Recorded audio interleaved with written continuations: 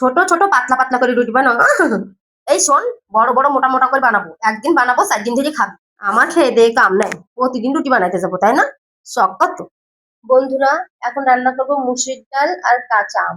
এই অতিরিক্ত গরমে যাদের খাওয়া দাওয়া একদমই কমে গেছে, আমি বলবো আপনারা বাড়িতে একবার হলেও এই কাঁচা আম আর ডাল দিয়ে রান্না করে খেয়ে দেখবেন। তো গরমে রান্না করতে করতে ক্লান্তি এসে গেছে শরীরে, তো একটু নাস্তা করে নিচ্ছি। নাস্তা তো নয়, যেন গ্যাস কিনে খাচ্ছি। একটু তো গ্যাস হয়ই, তবে কাঁচা মরিচ পেঁয়াজ দিয়ে সিঙ্গারা খেতে আমার খুব ভালো লাগে। আমার সবসময় ভাজা পোড়া খেতে ভালো লাগে, কিন্তু এটা যে অনেক ক্ষতিকর আমি জানি, তবু কি করব, ছাড়তে পারছি না। তবে আগের চেয়ে অনেক কমিয়ে দিয়েছি ইনশাল্লাহ। ভবিষ্যতে আরো দেওয়ার চেষ্টা করব। আমার মেয়েটা তো ছোট, তো আমি যদি না ছাড়ি ধীরে ধীরে ও কিন্তু শিখে যাবে, এই জন্য ছেড়ে দিব। মাখিয়ে নিয়েছি পেয়ারা ও কাঁচা আম। তো আমি শুধু অপকারী জিনিস খাই না, উপকারী জিনিসও খাই। তো আগে না খেলে এখন খাওয়া শিখতে হচ্ছে মেয়ের জন্য।